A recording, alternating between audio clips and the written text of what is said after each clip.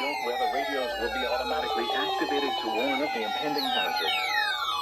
Tests of these radios and the warning alarm system will be conducted by the National Weather Service every Wednesday.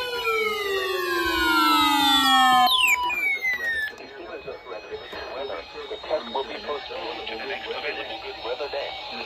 Reception of this broadcast and the warning alarm will be in location.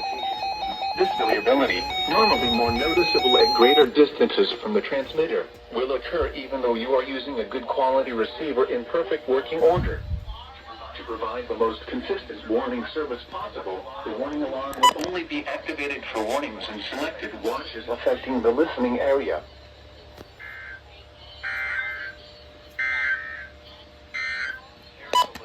The current time